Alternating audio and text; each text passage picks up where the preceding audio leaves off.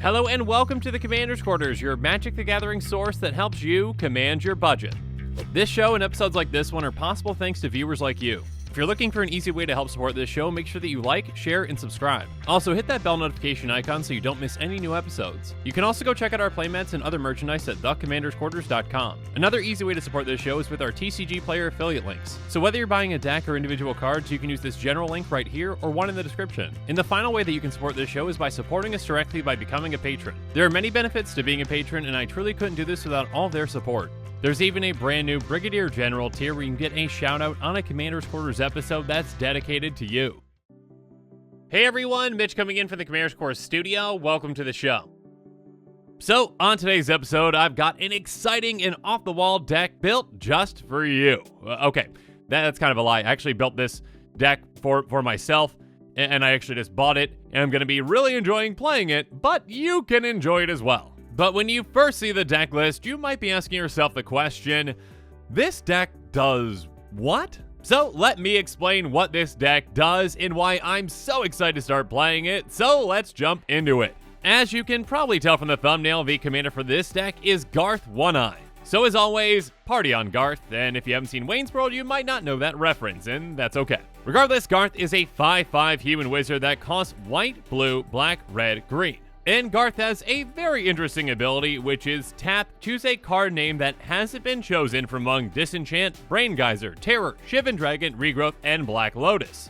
Create a copy of the card with the chosen name. You may cast the copy, but you still pay its cost. So Garth is kind of like a toolbox commander that gives you access to certain alpha cards, including the banned and incredibly expensive Black Lotus. But the copy that Garth makes is not banned, so yeah. You can use Black Lotus in Commander thanks to Garth. Regardless, Garth is the perfect commander for this deck, and you'll see why here in a bit. But actually, I am so excited to play this deck that I went and made myself some proxy cards for those cards that Garth helps you cast. As you can plainly see, I definitely have a future in art. Regardless, let's go through these cards really quick and what each of them do, just in case you're not aware of what they are and what they do. Black Lotus is a 0-cost artifact that you can sacrifice for 3 mana of any one color. So obviously this is some nice temporary ramp that Garth can give you. And then Brain Geyser is going to have target player draw X cards, so this can be a fantastic way to refill our hand, or if we have enough mana to mill someone out. And then Shivan Dragon is a dragon that has fire breathing. Next up there's Terror, which can destroy target non-artifact, non-black creature, and it can't be regenerated. And then Disenchant's going to destroy target artifact or enchantment. And then next up there's Regrowth, which is going to return target card from our graveyard to our hand. Again, Garth is a fantastic toolbox commander that can really help us out in a lot of situations. But how exactly are we going to get the most out of this commander, and what exactly does this deck want to do? And actually, I probably should have mentioned this before, but this deck can be incredibly powerful even on a small budget because every single card in this deck outside of the commander is less than $1. And now with all of that said, let's jump into it.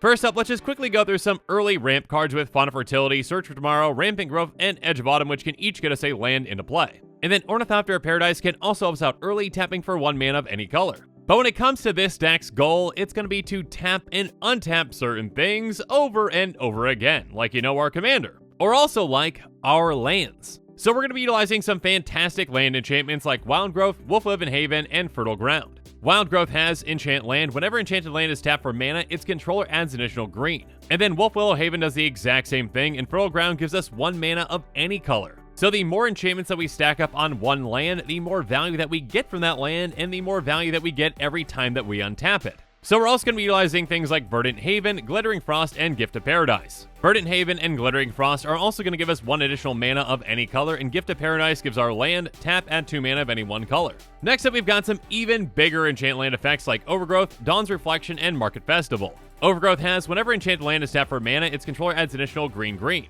And then Dawn's Reflection and Market Festival are both going to add an additional 2 mana in any combination of colors. Again, the more of these that we stack on that land, the more impactful that land becomes. Now, land enchantments can be a riskier form of ramp than just, say, straight up land ramp. If you put a ton of enchantments on one land and you make that land very effective, it also makes it a big target, and if someone beasts within that land, well then it's gone and you lose all of your ramp. But thanks to Modern Horizons 2, we've got a lot of ways to mitigate this risk. And a big thank you to Alec, who inspired this idea when I played against one of his decks that utilized these lands and these kind of land enchantments. And the lands that I'm talking about are the new bridge lands, again from Modern Horizons 2. Each of these enters the battlefield tapped and taps for 1 mana of 2 colors, and most importantly for this deck's purposes, they are indestructible. So yes, these lands are slower than, say, a basic land, but they're also a lot safer to throw a ton of land enchantments on. Again, land enchantments can be very impactful, but also very risky. But with these lands being indestructible, that mitigates a ton of the risk. And after we've got one of these lands out with a ton of enchantments on it, how can we make the most out of that mana that land's going to produce?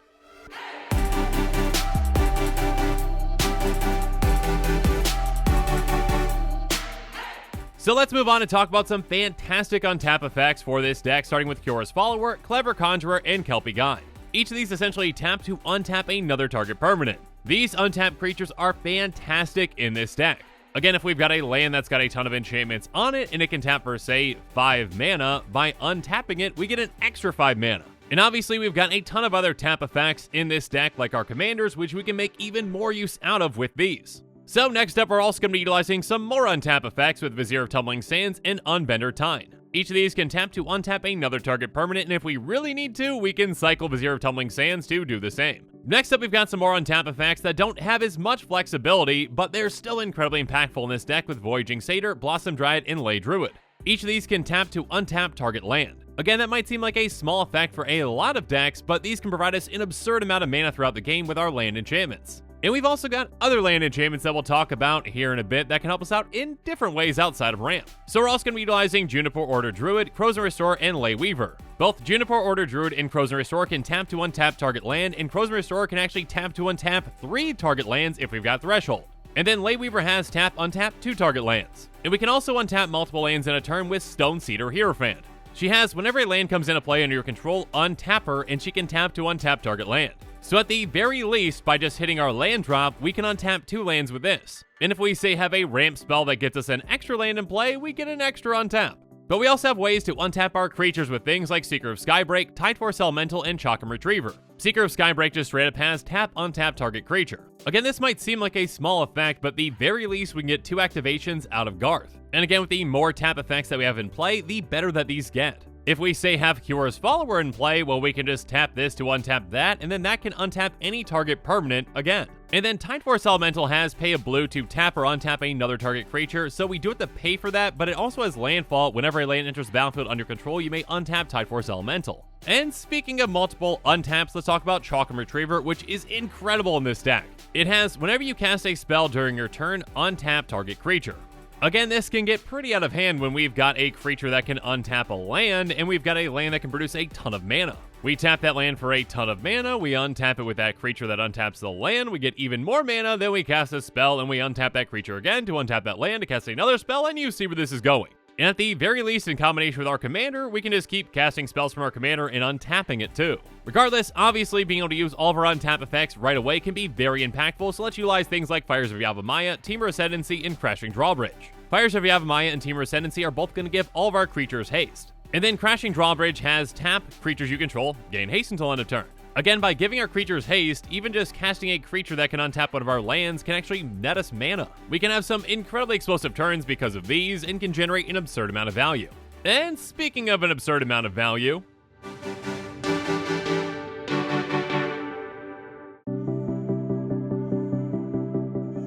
next up, let's talk about Murkfiend Liege, which says other green creatures you control get +1/+1, other blue creatures you control get +1/+1, but the important part here is untap all green and or blue creatures you control during each other player's untap step. I'm not sure if you noticed, but every single creature that I just went over in that last section was either blue or green. So this allows us to utilize a ton of our tap effects, including our commanders, multiple times in a trip around the table. And believe me, we've got even more tap effects to go through here in a bit. But as effective as this card is, there's one that's even more impactful and one that stands well above the rest in this deck, and that would be the Golden Pig of this deck. The Golden Pig is the #1 card out of our 99, and the Golden Pig for this deck is Jeskai Ascendancy. It's an enchantment for blue, red, white, and it says whenever you cast a non-creature spell, creatures you control get +1/+1 until end of turn, untap those creatures. And whenever you cast a non-creature spell, you may draw a card. If you do, discard a card.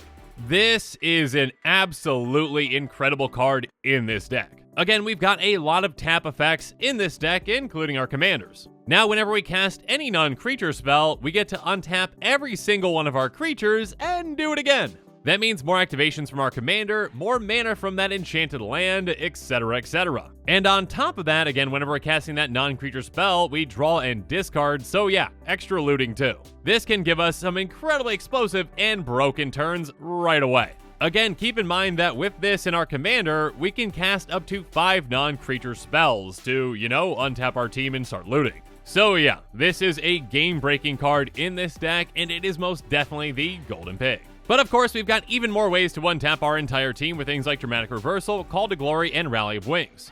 Dramatic Reversal is going to untap every single non-land permanent we control, and Call to Glory and Rally of Wings untap all of our creatures. Again, once we're set up properly, these simple spells can generate us an absurd amount of value. So we're also going to be running things like Roar of the Ka, Energy Arc, and Mob Rule. Roar of the Ka is also going to untap all of our creatures, and Energy Arc, well, is a pretty old card, so let me read its Oracle text. It says, untap any number of target creatures, prevent all combat damage to be dealt to and dealt by those creatures this turn. So this is actually a decently flexible card. If someone's swinging out at us with a giant army, well, we can just basically fog them. Hey, let's just untap those creatures and pretend that you didn't swing at me, okay? But obviously, we can also just utilize this to untap all of our creatures to tap them again. And then Mob Rule can help us out in multiple ways. It says choose one, gain control of all creatures with power 4 or greater until end of turn, untap those creatures that gain haste until end of turn, or the exact same thing but for creatures with power 3 or less. Basically, untap and gain control of all the big creatures or the small creatures. So this can actually be a finisher for us if someone has a big board and has a lot of powerful creatures in play. Well, we can just gain control of the big creatures and swing out. Or we can utilize this to take all these small creatures from everyone and untap our creatures, which are mostly small. So it's a pretty flexible card that can really help us out in a lot of situations. And speaking of flexible, let's talk about Ready and Willing. Ready says, creatures you control are indestructible this turn, untap each creature you control. So this not only protects our creatures, but it also untaps them so we can utilize them again. And then Willing says creatures you control gain Death Touch and Lifelink until end of turn, so yeah, that can be very helpful too. Join Shields can protect our creatures even further. It says untap all creatures you control that gain Hexproof and Indestructible until end of turn. And then Rude Awakening says choose one, untap all lands you control, or until end of turn, lands you control become 2/2 creatures that are still lands, and it's got Entwine for 2 and a green. So, though it might not seem like it at first, this can be an incredibly impactful card in this deck. First off, yeah, untapping our lands can actually generate us mana, which is nice. But also, by turning our lands into creatures until the end of the turn, well, now every single one of these other untap all creatures effects affects them as well. So with our lands being creatures now, we can obviously generate an absurd amount of mana when we cast these untap effects. Next up though, let's talk about some other value generating cards that can also protect some of our things with Cloud Shift, Essence Flux, and Momentary Blink. Each of these are essentially going to blink a creature that we control, and Momentary Blink has flashback so we can do it twice. As long as Garth stays in play, there's a limit to the number of times that we can utilize his tap effect. Again, we can only utilize each card that he gives us once. But if we blink Garth, well, that resets and we can do it again. So these can be used to protect some of our key creatures, including Garth, or just to reset Garth too. And keep in mind that, again, Garth is an incredible toolbox commander, and we can utilize those spells in some really exciting ways. I mean, if we want to just keep regrowthing that blink spell to blink Garth again, we can. Or we can regrowth an untap effect to untap our entire team again. Or again, we can keep destroying our opponent's things with Disenchant and Terror. And who doesn't want a lot of Black Lotuses? And of course, we can really make use out of a lot of our mana with that Brain Geyser to draw an absurd amount of cards. But aside from Brain Geyser, of course, we've got plenty of ways to dig through our deck and draw even more cards.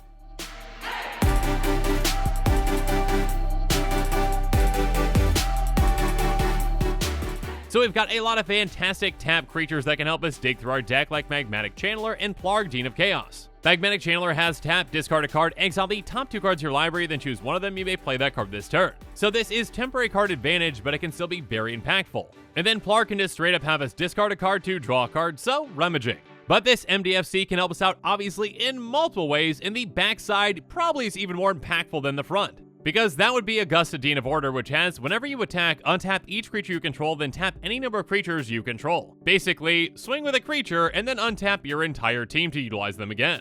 But next up, let's move on to some more tappers that can help us out with Enclave Cryptologist, Merfolk Looter, and Thought Courier. Enclave Cryptologist has level up, and when it's levels 1 to 2, we tap it to draw a card, then discard a card. In level 3, it's just straight up card advantage, tap, draw a card. And then both Merfolk Looter and Thought Courier are, well, looters. We tap them to draw a card and then discard a card. And then Deal Broker and Bonded Fetch do the exact same thing, but Bonded Fetch even has haste so we can utilize it right away.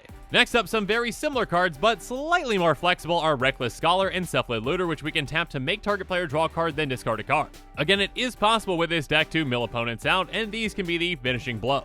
And then we've got some straight up card advantage tappers with Archivist, a Zombie Lady of Scrolls, and Nib Mizzet the Firemind. Archivist can tap to draw a card, and a Zombie Lady of Scrolls has tap and untap wizard you control, draw a card. We actually have a decent amount of wizards in this deck, including our commander, so yeah, this can be incredibly impactful and generates a lot of card advantage. And speaking of incredibly impactful, let's talk about Nib Mizzet the Firemind, which says whenever you draw a card, it deals 1 damage to any target, and we can tap it to draw a card. So now this turns our card draws into pings, and yeah, we can start taking out creatures or opponent's life totals very quickly with our card draws. Next up, let's talk about some tutors that we're going to be utilizing in this deck with Open the Armory and Plea for Guidance. Open the Armory says search your library for an aura or equipment card, put it in your hand, then shuffle your library. This can be a fantastic way to get one of our enchant land auras to help us ramp really quickly. But again, we also have some other enchant land auras that can help us out in different ways, and we'll get to those just in a bit, I promise. Another fantastic tutor in this deck, though, is Plea for Guidance, which gets us 2 enchantment cards into our hand. So, we can get one of those enchant land auras that gives us even more mana, and on top of that, we can go get Jeskai Ascendancy, our golden pig, and have a lot of fun from there. But some other options we have are some of our other enchant land auras with Underworld Connections and Caustic Tar. Underworld Connections gives enchanted land, tap, pay 1 life, draw a card.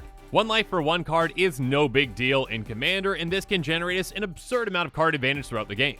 Again, we've got a lot of tap untap target permanent or tap untap target land effects, so we can just draw a ton of cards with this. Or we can actually utilize that land to actually take out players with Caustic Tar. It says enchanted land has tap, target player loses 3 life. And believe me, with the amount of times that we can untap that land in a single turn, that can stack up really quickly and can take out opponents in no time. But one final card that can help us take out players and actually just generate us a lot of value too is Distorting Wake. It says return X target non-land permanents to their owner's hands. So obviously we can dump a ton of mana into this to basically bounce all of our opponents' non-land permanents back to their hands. This can set them back really far, and again, in combination with something like Jeskai Ascendancy, where we can make our creatures huge, we can just swing through to win. But this is actually also a very flexible card in this deck. For example, if we've got Fires of Yavimaya in play and our creatures have haste, well, if we bounce our creatures back to our hand and then we still have mana to start recasting them to untap our land again to generate even more mana, we can generate an absurd amount of mana in a turn.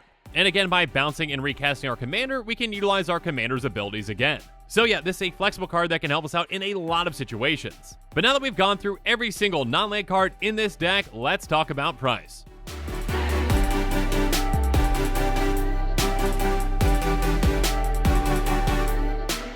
Like I mentioned at the beginning of this episode, every single card in this deck outside of the commander, which is actually really close to $1, is less than $1. So as you can see on the left, this is an incredibly budget-friendly deck at just $27.40 of estimated cost. Now keep in mind that this estimation does include the cost of basic lands at 10 cents a piece, so if you have those basics, take that cost out and you've got some savings. Also keep in mind that this estimated cost doesn't include some potential savings from utilizing some heavily played or damaged cards on TCG players, so it might be even lower than that. Though do keep in mind that this cost does not include shipping, which might vary depending on where you're at.